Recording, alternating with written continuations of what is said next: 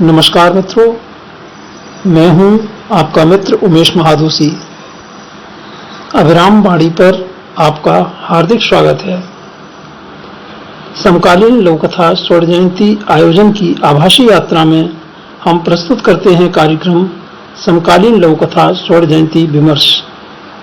इस कार्यक्रम के अंतर्गत निर्धारित विषयों पर दिए गए प्रश्नों के संदर्भ में लघुकथा समीक्षा समालोचना से जुड़े मित्रों के वक्तव्य आलेख रूप में प्रस्तुत किए जा रहे हैं। समकालीन लघुकथा के विभिन्न पक्षों पर एक अच्छी चर्चा के अनुमान के साथ इस कार्यक्रम को काफी व्यापक स्तर पर तैयार किया गया था, किंतु अपनी स्वीकृति के बावजूद अनेक मित्र परिस्थितियों-वश अपने आलेख प्रस्तुत नहीं कर पाए। जिन मित्रों के आलेख एवं वीडियो हमें प्राप्त हो गए हैं, हम उन्हीं के साथ सीमित रूप में इस कार्यक्रम को प्रस्तुत कर रहे हैं। कार्यक्रम का प्रसारण प्रत्येक एकांतर शुक्रवार को किया जा रहा है। आज इस क्रम की 6ठी प्रस्तुति है। आज की प्रस्तुति में शामिल है चर्चित लघुकथाकार आदरणीय चेतना उपाध्याय जी का आलेख, जिसका विषय है लघुकथा के कथ्य में दर्शन संपृक्तता, अवधारणा पहचान और लघुकथा के वास्तविक विकास के संदर्भ में आवश्यकता और उसका महत्व। आलेख में हमारे द्वारा विषय से जुड़े जिन प्रश्नों के उत्तर की अपेक्षा की गई है वे इस प्रकार हैं। नंबर 1, लघुकथा में कथ्य को बहुत महत्व दिया जाता है। क्या कथ्य में दार्शनिकता हो सकती है? दूसरा प्रश्न, दार्शनिकतापूर्ण कथ्यों को आप लघुकथा की सहज प्रकृति के कितना अनुरूप पाते हैं? यदि नहीं तो क्यों? तीसरा प्रश्न, दार्शनिकतापूर्ण कथ्यों से युक्त लघुकथाओं के कुछ उदाहरण देकर उनके प्रभाव संप्रेषण पर कुछ प्रकाश डाल सकें। चौथा प्रश्न, कथ्य में दार्शनिकता स्वभावतः आती प्रतीत होती है या सायास लाई जाती है, और इस प्रक्रिया का लघुकथा के दूसरे पक्षों भावबोध, प्रभाव संप्रेषण, कथा सौंदर्य शिल्प पर क्या कोई प्रभाव पड़ता दिखाई देता है? पांचवा प्रश्न, क्या दार्शनिकता संपृक्त कथ्यों वाली लघुकथाएं पाठकों की दृष्टि से जटिल होती हैं? यदि हां, तो क्या सदैव ही ऐसा होता है? और छठा एवं अंतिम प्रश्न, इस प्रसंग में कुछ और कहना चाहें तो आपका स्वागत है। इस आलेख को YouTube मंच अभिराम वाणी पर अपलोड करने के साथ फेसबुक पर साझा किया जा रहा है। आलेख पर श्रोताओं द्वारा विषय से जुड़े प्रश्न किए जा सकते हैं। प्रश्न केवल फेसबुक के टिप्पणी कॉलम में ही किए जाएं और विषय से संबंधित होने चाहिए। अपने प्रश्नों की भाषा का कृपया ध्यान रखें। किसी को अपमानित करने वाली भाषा का उपयोग ना करें। प्रश्नों के जवाब फेसबुक पर टिप्पणी कॉलम में ही दिए जाएंगे। उनका कोई पूरक वीडियो जारी नहीं किया जाएगा, जैसा कि आरंभ में योजना बनाई गई थी। तो प्रस्तुत है लघुकथा के कथ्य में दर्शन संपृक्तता, अवधारणा पहचान और लघुकथा के वास्तविक विकास के संदर्भ में आवश्यकता और उसका महत्व विषय पर सुश्री चेतना उपाध्याय जी का आलेख। आइए चेतना जी, और प्रस्तुत कीजिए अपना आलेख। नमस्कार साथियों, श्रीमान उमेश महादोशी जी जो अविराम पत्रिका से जुड़े हुए हैं और उसका संपादन कर रहे हैं, उनके जहन में एक विचार आया कि क्यों ना हम कुछ विषयों पर काम करें। तो आज आपकी प्रेरणा से हम कुछ लघुकथा के मानक पर काम करने जा रहे हैं। हम कुछ आपसी विचार साझा करते हुए कुछ समझ बनाने की कोशिश करेंगे कि ये लघुकथा क्या होती है, इसके मानक क्या होते हैं। देखिए, मानव जब से संसार में आया है तब से वह अपने विभिन्न प्रश्नों को जानने समझने की कोशिश कर रहा है। मानव अपने जन्म का उद्देश्य, कारण, मृत्यु और उससे जुड़े विविध प्रश्न तथा जीवन जीने की जो शैली है, जन्म मृत्यु का जो संबंध है, व्यवहार इत्यादि को भी समझने के लिए निरंतर प्रयत्नशील है। मानव की यही जिज्ञासु प्रवृत्ति उसे चैन से शांत नहीं बैठने देती। वह निरंतर मानवीय अनुभूतियों, सामाजिक रिश्तों और उनसे उनके अंदर जो आपसी संबंध है उन्हें समझना चाहता है। संसार की संचार प्रणाली, प्रक्रिया को जानने का प्रयास भी वह निरंतर करता ही रहता है। इसका माध्यम अलग अलग हो सकता है और होता भी है, प्रारूप भी पृथक पृथक हो सकता है। बस यही जो उसकी खोजी प्रवृत्ति है दार्शनिकता की श्रेणी में स्वीकार की जाती है। अक्सर करके अंतर्मुखी प्रवृत्ति के जो मनुष्य हैं लेखन की ओर मुड़ जाते हैं, जिसके परिणाम स्वरूप समाज को बेहतरीन साहित्य प्राप्त हो पाता है। मनुष्य की ज्ञान पिपासा, सत्य की खोज, सत्य असत्य में पृथकता की जो पहचान है, मानवीय अनुभूतियों के साथ शब्द विन्यास कलम के माध्यम से कागज पर उकेर दिए जाते हैं, जिससे जो रचना प्रक्रिया है वह स्वतः प्रारंभ हो जाती है। धर्म, अधर्म, न्याय, अन्याय, आत्मा, परमात्मा, व्यवहार, सद्भावना इत्यादि की जो जानकारी खोजने वाला, दर्शाने वाला जो साहित्य होता है, स्वाभाविक तौर पर वह दार्शनिकता की श्रेणी में आ जाता है, क्योंकि इसमें कुछ वो प्रश्नों के उत्तर होते हैं जो जीवन की जटिलताओं, कठिनाइयों के सहज हल भी स्वतः प्रदान करने वाले होते हैं और उसे प्राप्त भी हो जाते हैं। साहित्य से ऐसी अपेक्षाएं समाज को रहती ही हैं। इसके माध्यम से समाज के भी दर्शन हो जाते हैं, मतलब दार्शनिकता के साथ समाज के दर्शन भी हमें हो पाते हैं और समाज में व्याप्त जो जटिलताएं हैं उनकी जानकारियां भी हमें इसी के द्वारा प्राप्त हो पाती हैं, सत साहित्य के द्वारा प्राप्त हो पाती हैं। वर्तमान दौर पे यदि हम दृष्टिपात करें तो पाते हैं कि वर्तमान जो दौर है बहुत तेजी से आगे बढ़ रहा है। इसकी गति इतनी तीव्र है कि हर कोई व्यस्त नजर आने लगा है। किसी के भी पास किसी अन्य के लिए कोई समय नहीं। समाज में पास पड़ोसी, नाश्ते, रिश्तेदार सभी एक दूसरे के समय के मोहताज नजर आते हैं। चारों तरफ समय की जो न्यूनता ही न्यूनता नजर आती है। ऐसे में सत साहित्य पठन पाठन की जो प्रक्रियाएं हैं उनमें भी परिवर्तन आ गया है। वर्तमान दौर में लेखन की जो विभिन्न विधाएं हैं उनमें भी नित्य नवीन परिवर्तन आता जा रहा है। वर्तमान समय की मांग के अनुसार वर्तमान दौर लघु कथाओं को समर्पित होता नजर आ रहा है। लंबी कथाएं, कहानियां और उपन्यास इस समय थोड़ा दूर की कौड़ी से होते नजर आ रहे हैं। आइए ये लघु कथा होती क्या है इसे समझने का हम प्रयास करते हैं कि समय के अलावा और क्या कारण है जो इन लघु कथाओं का जो प्रचलन है इन दिनों धीरे धीरे बढ़ता ही जा रहा है। लंबी कहानियां जो उपन्यास हैं धीरे धीरे चलन से बाहर होते जा रहे हैं और लघु कथाओं की जो लोकप्रियता और उनका जो दबदबा है वैसे तो पुरातन काल से वैश्वीकरण के इस वर्तमान काल में भी जारी है, पर फिर भी आज इसका दबदबा लंबी कथाओं की तुलना में अधिक बढ़ गया है। लघु कथा जो शब्द है इसका जो निर्माण हुआ लघु और कथा से मिलकर हुआ है। इन्हीं शब्दों के अर्थ में इसकी सार्थकता भी निहित है।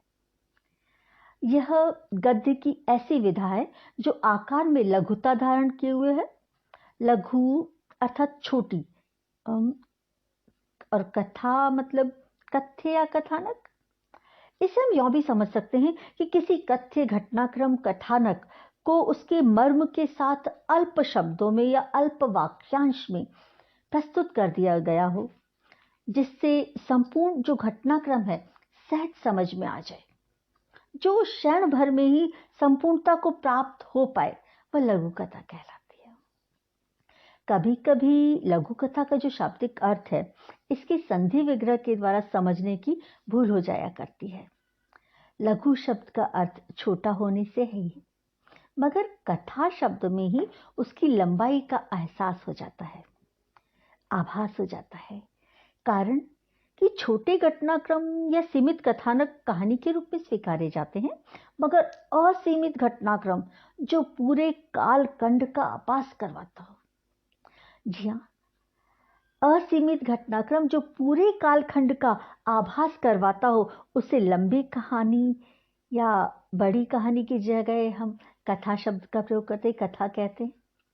जैसे हमारे धार्मिक ग्रंथ रामायण या महाभारत जो है वो कथा कहे जाते हैं, जिसमें अनेक छोटी छोटी कहानियां हैं, कथानकों का समावेश है। और इससे हमें यह समझ में आता है कि कथा जो है वो अथाह गहराई लिए हुए है। उसमें दार्शनिकता का भी पुट होता तो है ही, अवश्य होता है। और इससे हम पाते हैं कि वह कथा जिसमें दार्शनिकता हो, लंबाई हो, गहराई भी हो, सबको समावेश होते हुए भी शब्द और वाक्यांश कम हो, गागर में सागर समाहित होने का सा आभास दे, वह लघु कथा कहलाती है।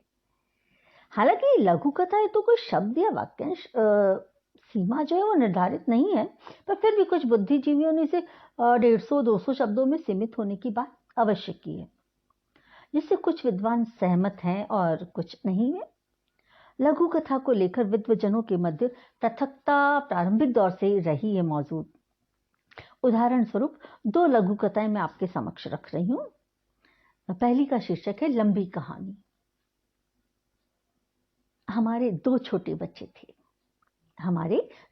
बच्चे थे जिन्हें बड़ा करने के चक्कर में हम भी छोटे छोटे बच्चे हो गए, और फिर धीरे धीरे वो बड़े और हम बूढ़े हो गए। मगर अफसोस कि हम फिर कभी बड़े ना हो पाए। यह मेरी ही लघु कथा है। डॉक्टर चेतना उपाध्याय मेरा नाम है जी। एक और लघु कथा ऐसी क्षण भर में आपके सामने रख रही हूं, उसका शीर्षक था दोषी। वृद्धाश्रम में 2 समधनें अचानक ही आमने सामने आ गईं। कौन किसको दोष दे? इस कथा के जो कहानीकार हैं उनका नाम मुझे नहीं मिल पाया, पर इसकी मारक क्षमता इतनी तीव्र थी कि मुझे लगा कि इसका प्रयोग मुझे आज यहाँ कर ही लेना चाहिए, क्योंकि उक्त दोनों जो कथाएं हैं चंद शब्द हैं और अथाह गहराई लिए हुए है।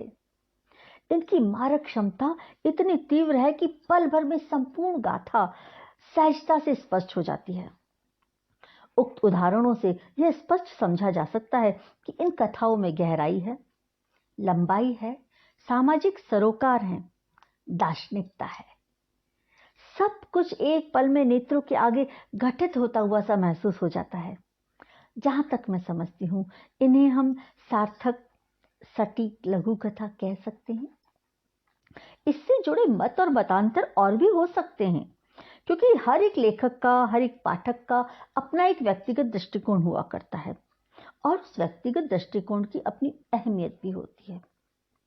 लघु कथा को छोटी कहानी भी कहा जाता है, मगर आमतौर पर इसे छोटी कहानी कह सकते हैं।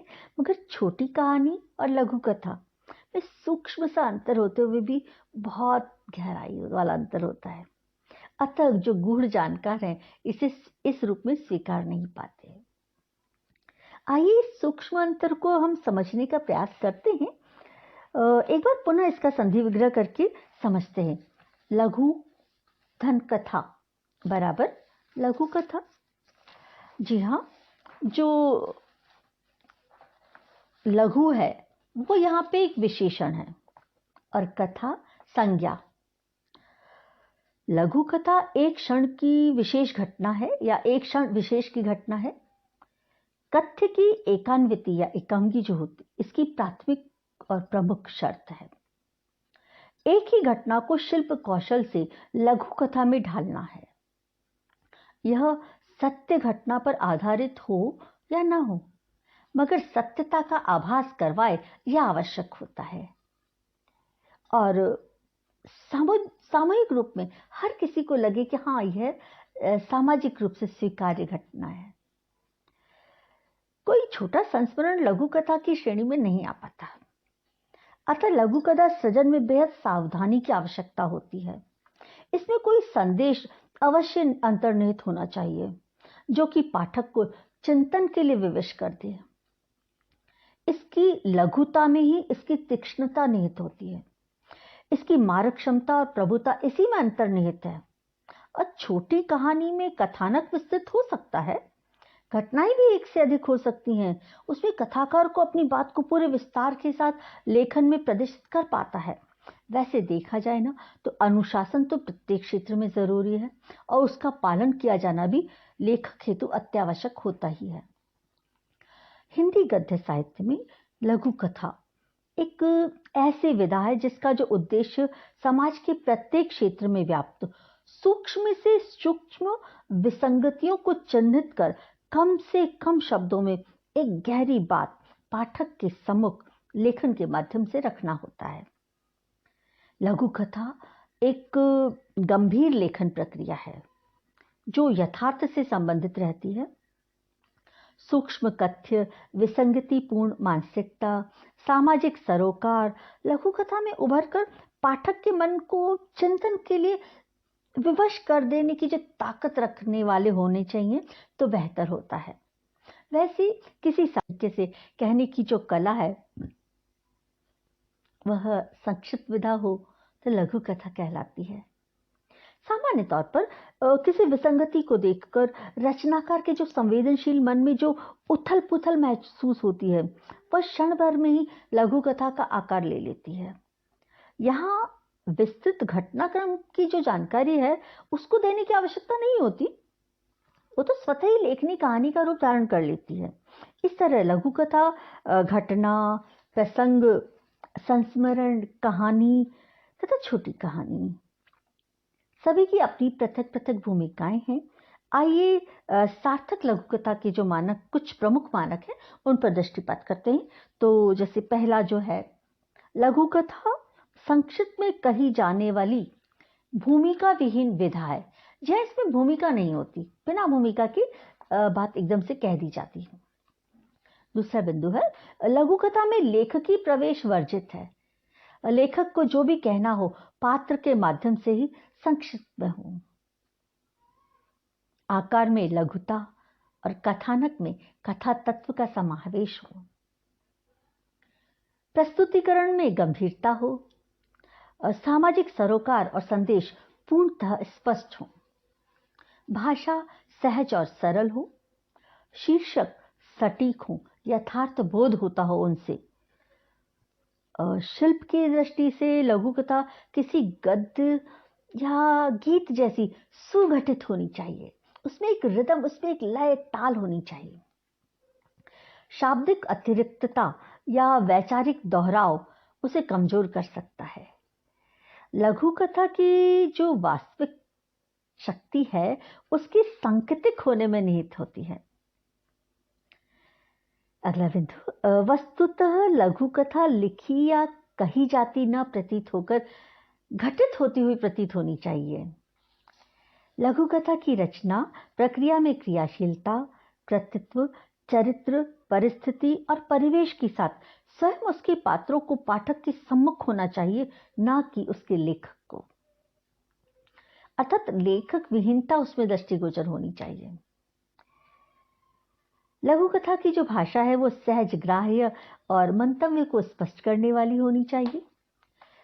पाठक की चेतना को उत्वेलित कर कथानक को अग्रसर गति दे पाने में सक्षम होनी चाहिए। अगला, लघु कथा उत्तरोत्तर विकासशील विधा है।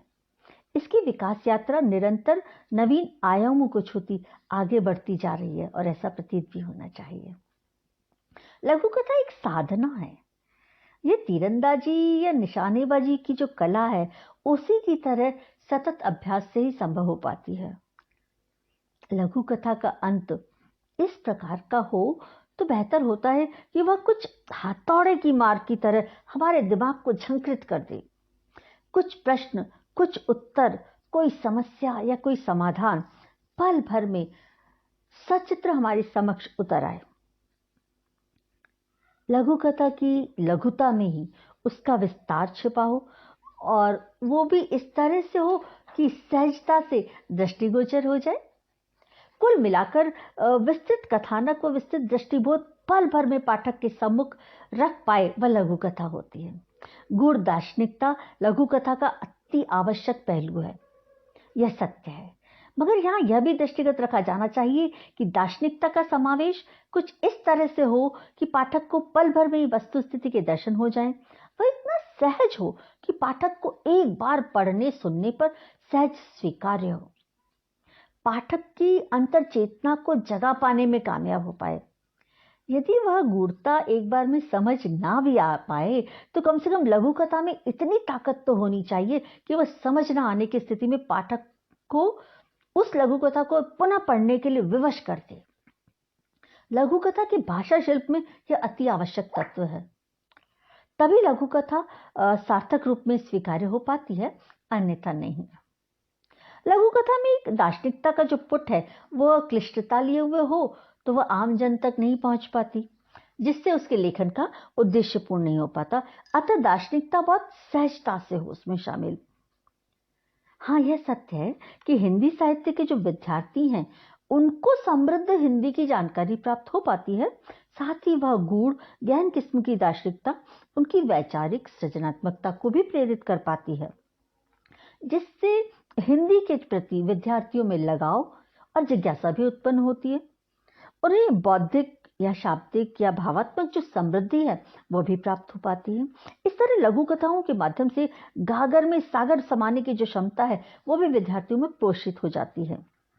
और इस तरह हम पाते हैं कि गहन दार्शनिकता का पुट लिए हुए लघु कथाओं के अपने कुछ सकारात्मक तो कुछ नकारात्मक पहलू भी होते हैं और जो सदैव साथ चलते हैं। कोरी दार्शनिकता या विपरीत परिस्थितियां मात्र लघु कथा का कथानक नहीं हो सकती, इनमें एक विशेष शाब्दिक चमक होनी अनिवार्य होती है जो पाठक के भीतर एक अपनत्व सा महसूस कराए। सामाजिक विसंगतियां, विद्रूपताएं या व्यंग कुछ इस तरह से परोसे गए हों कि पाठक को झकझोर कर जाएं। आइए सामाजिक आईना दिखाती हुई एक और लघु कथा को अपन देखते हैं, शानदार कैरियर। मयंक ने फ्लाइट के टिकट और नियुक्ति पत्र दिखाते हुए माँ से कहा, माँ मजा आ गया, मुझे सीधे 4 वर्ष का वीजा और कनाडा में शानदार नौकरी का आमंत्रण मिला है। अरे वाह बेटा, ये तो बहुत गर्व की बात है। मगर मेरा क्या होगा? इतने बड़े घर में अकेले रहना, साज संभाल करना मुझसे अकेले नहीं हो पाएगा बेटा। अरे माँ परेशान मत हो, मैंने आपकी व्यवस्था शहर के वृद्धाश्रम में कर दी है। निजी वातानुकूलित सुसज्जित कक्ष हैं, वहाँ बढ़िया भोजन है, चिकित्सा सुविधा और आपको हम उम्र महिला पुरुषों का साथ भी सब कुछ व्यवस्थित रूप में वहाँ मिल जाएगा। मैं पता है अभी देख कर आया हूँ, क्योंकि शानदार करियर का सवाल है, मुझे तो जाना तो होगा। यह सुनकर उसकी माँ की आंखों में आंसू आ गए और मुझे उसके 25 वर्ष पूर्व कहे शब्द याद आ गए। मयंक को वैशाली नगर वाले पालना घर में छोड़ दिया करूंगी, शानदार व्यवस्था है वहां। मैं भी वहां देखकर और इसके रहने की व्यवस्था करके आई हूं। नौकरी तो करनी ही है ना, मेरे शानदार करियर का जो सवाल है। और यहाँ एक पल में ही सारा दृश्य आंखों के आगे स्पष्ट हो जाता है। दर्द की जो तीव्रता है वो भी भीतर से भीतर तक भेज जाती है और इस कथा में सहज ही दार्शनिकता के दर्शन हो जाते हैं। यहाँ इस कथा में सहज जो दार्शनिकता की झलक है स्पष्ट रूप से दिखाई गई। कथ्य कथानक आपस में सहजता से गुथे हुए भी नजर आए। न्यूनतम शब्दों में सारी स्थितियां और कारणों पर एक साथ जानकारी समक्ष तैर गई। यही लघु कथा की ताकत होती है। लघु कथा एक आईने की तरह होती है जो पल भर में समाज और सामाजिक व्यवस्था का खाका हमारे समक्ष रख जाती है। यहाँ एक गोविंद शर्मा की भी लघु कथा मुझे याद आ रही है, आहट है उस शीर्षक का। वे दोनों पुराने कपड़े लेकर नए बर्तन देने का व्यवसाय करती थी। उनमें से एक दाहिनी गली में मुड़ी और तो दूसरी बोली, अरे हम जब भी इस इलाके में आते हैं तो उस नुक्कड़ वाले घर में जरूर जाती हो। क्यों भाई? अरे उस घर में मिलने वाले जो कपड़े होते हैं ना वो अधिकतर नए जैसे होते हैं, इसलिए। हाँ भाई, नरेंद्र बाबू नए नए कपड़े पहनने के शौकीन हैं और तनख्वाह भी अच्छी है। उनका इकलौता बेटा तो नरेंद्र बाबू से भी ज्यादा कमाता है। हाँ भाई, सब पैसे की माया है। उसे आता देखते ही नरेंद्र बाबू की पत्नी खड़ी हो गई। भीतर जाकर खूंटी पर टंगे उनके कपड़े उतारने के लिए हाथ ऊपर उठाया ही था कि उनकी बहू आ गई और बोली, अरे मम्मी रहने दीजिए ना, घर में वैसे ही बहुत सारे बर्तन हैं और वैसे भी अगले महीने पापा रिटायर होने वाले हैं। सेवानिवृत्ति के बाद तो सिर्फ पेंशन ही तो मिलेगी, ऐसे में कहाँ से रोज रोज नए कपड़े खरीदेंगे, इनसे ही तो काम चलाना होगा ना। आने वाले वक्त की आहट से उनका हाथ जो उठा था वो वहीं का वहीं रह गया। उक्त लघु कथा में समय की नजाकत और नवीन पीढ़ी की सोच सहजता से बयां होती नजर आ रही है। आने वाले समय की कुरूपता और नव पीढ़ी का जो व्यवहार है उसका अंदाजा भी पल भर में ही प्राप्त हो जाता है, जो कि लघु कथा की सशक्तता को भी प्रकट करता है, साथ ही वर्तमान जीवन दर्शन को भी सहजता से स्पष्ट कर जाता है। आम घरों में ऐसे दृश्य वर्तमान समय की देन हैं जो अधिकतर पाठकों को अपने से लगते हैं। यह ऐसा सत्य है जो उगलते बनता है ना निगलते, पर हाँ यह सच है कि सभी को सजग अवश्य कर जाता है। शब्द चयन भी यहाँ यथोचित ही है। कुल मिलाकर इसे सशक्त लघु कथा कहा जा सकता है। इस प्रकार से हम पाते हैं कि लघु कथा का जो ताना बाना है बड़ी संजीदगी से रचा जाए तो इतिहास बना जाता है और उसकी जो लघुता है कथा से विस्तारित होती जाती है। प्रमुख बात यही है कि लघु कथा की जो लघुता है वही कथा से विस्तारित होती जाती है। नमस्कार, आज इतना ही। बहुत बहुत धन्यवाद अविराम पत्रिका से उमेश महादोशी जी को कि उन्होंने ये अवसर मुझे दिया आपके समक्ष अपनी बात को रख पाने का। धन्यवाद। मित्रों, यह था सुश्री चेतना उपाध्याय जी का आलेख लघु कथा के कथ्य में दर्शन संपर्कता, अवधारणा, पहचान और लघु कथा के वास्तविक विकास के संदर्भ में आवश्यकता एवं महत्व। इस आलेख और उससे जुड़े विषय पर आपके मन में कोई प्रश्न उठता है तो आप पूछ सकते हैं। पुनः दोहराना चाहूंगा कि अपना प्रश्न इस आलेख की फेसबुक पोस्ट पर टिप्पणी कॉलम में ही पूछें। इस योजना का अगला आलेख एकांतर शुक्रवार को प्रस्तुत किया जाएगा। अगली प्रस्तुति में आपसे रूबरू होंगी चर्चित युवा लघु कथाकार डॉक्टर संध्या तिवारी जी। उनके आलेख का विषय है लघु कथा में आरंभ एवं समापन बिंदु और उसकी रचना यात्रा। अब हम लेते हैं आपसे विदा। समकालीन लघु कथा स्वर्ण जयंती की हार्दिक शुभकामनाएं। अपना और अपनों का बहुत ध्यान रखिएगा। नमस्कार मित्रों।